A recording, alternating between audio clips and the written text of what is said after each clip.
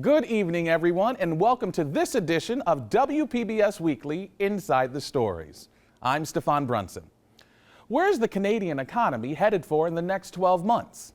If 2021 is any indication, the year ahead could hold many surprises. Jamie Sturgeon of Inside the Story CHCH has more.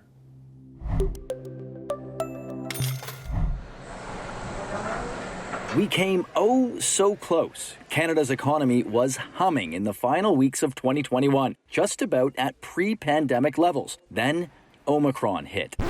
There's a tsunami coming. Cases soared and restrictions are back, with no telling yet what it means for the economy. Heading into 2022, things appeared set for a boom. But economists warn several risks this year can change all that, starting now, of course, with the variant. It's going to do damage. It already has started to do that. You can see that with the cancellation of air flights. Restaurant bookings are down. Credit card spending on travel is off.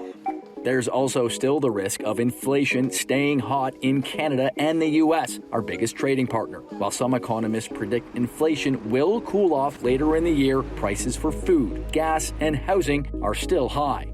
Experts at the Bank of Canada and elsewhere say inflation will remain high through at least the first half of 2022, as pricing pressure shifts to wages amid a tightening labor market and households spend more on services. And all of that taking place amid low borrowing costs and a hot housing market. Our concern, our worry is that, against a background of rapid price increases, people will extrapolate. They'll expect that those price increases will continue indefinitely. A third risk, supply chains staying scrambled. The Delta variant impacted supply chains in several ways, including getting workers sick.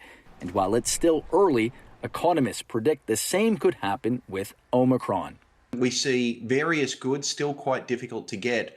So I remain worried about those problems, even if they weren't quite as bad as we were worried about, a few weeks ago. In Canada, leading economists say those issues are resolving themselves now. BMO Capital Markets saying it's widely expected that supply-side pressures will lighten.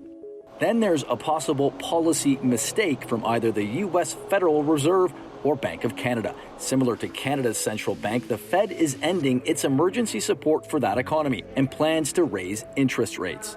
Canadian economists at BMO and elsewhere say the moves are aimed at getting prices and the housing market under control. Many forecasting the bank to lift its benchmark rate from the pandemic low by a full percentage point by the end of the year, which, if the central bank isn't careful, could hurt millions of indebted households, which BOC officials say they're well aware of. If you have a high debt to income and you have, a shock to your income or interest rates increase, you might have difficulty servicing that type of debt. And that's the type of vulnerability we keep an eye on. Yet Omicron looms large. One economist says the variant could destabilize the economy and force central banks to delay. The Fed may delay when it actually begins to start raising interest rates, which right now feels like it's going to be sometime May or June of 2022, but they could delay it. A key strength heading into the year, a surprisingly strong labor market that's expected to continue getting stronger if the Omicron wave proves short-lived.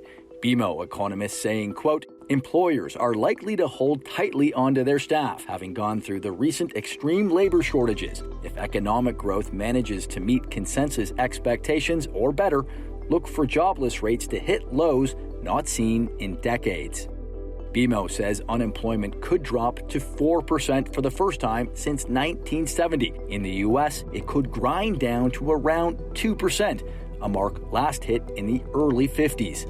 On that note, after providing billions in pandemic aid the past 2 years, both Ottawa and Washington are slowing support. Fiscal stimulus and spending are expected to slow, in some cases dramatically, in 2022. And last, but certainly not least, the unexpected. The risk of a surprise event that could impact the economy, something that Omicron is perhaps reminding us is the biggest threat of all.